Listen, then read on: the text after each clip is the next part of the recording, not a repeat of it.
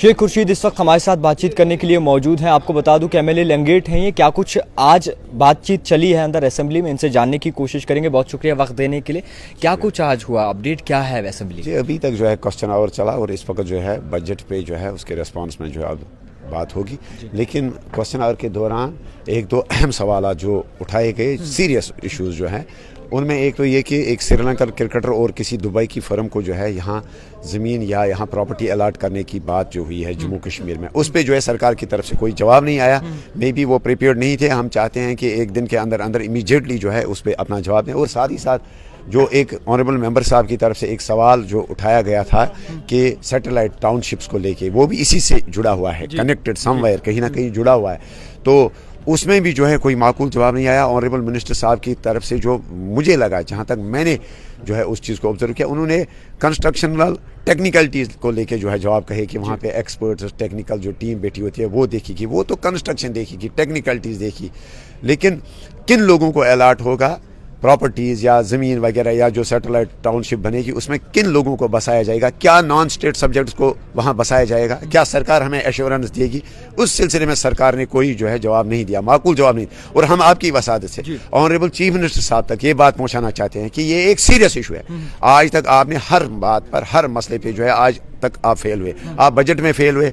आप जिस वक्त हमारी बजट को सेंटर से जो है कर्टेल किया गया उस वक्त आपने कोई बात नहीं की। आपने जिस वक्त टर्मिनेशन ऑफ एम्प्लॉइज हुई आपके दौर में, आपके वक्त में, आपने उस पर भी जो है कोई बात नहीं की। लेकिन आज जो है आज अप्रीहेंशन है कि यहाँ पे मुल्क के बाहर किसी शख्स को या किसी कंपनी को, किसी फर्म को जो है यहाँ पे हमारे जम्मू कश्मीर में प्रॉपर्टी दी गई या ज़मीन दी गई है, या यहाँ पे जो सैटेलाइट टाउनशिप्स की बात आज से 2 महीने पहले आप इसमें इनकार कर रहे थे। आप कह रहे थे कोई प्रपोजल नहीं है। आज आपने जवाब दिया कि है प्रपोजल। अब हम जानना चाहते हैं अगर प्रपोजल है तो किन को दे रहे हैं आप? क्या आप नॉन स्टेट सब्जेक्ट्स को दे रहे हैं, नॉन डोमिसाइल्स को दे रहे हैं, किसको दे रहे हैं? ये एक सीरियस इशू है।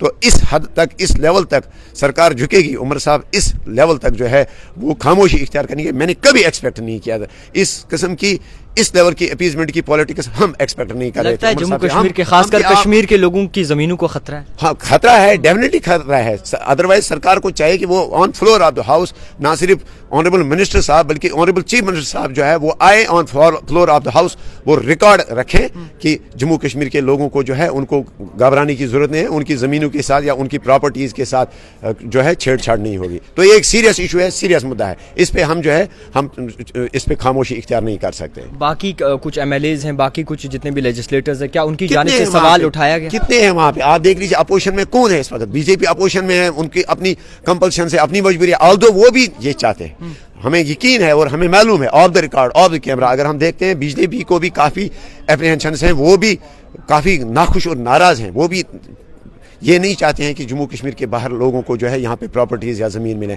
लेकिन उनकी अपनी पार्टी कंपल्शन है, उनको वही करना है। उनको तो खाने पीने के लिए वही खाना पीना पड़ता है जो उनको दिल्ली से आदेश आए। तो इसमें तो पॉलिटिकल इश्यूज़ की तो बात ही नहीं है।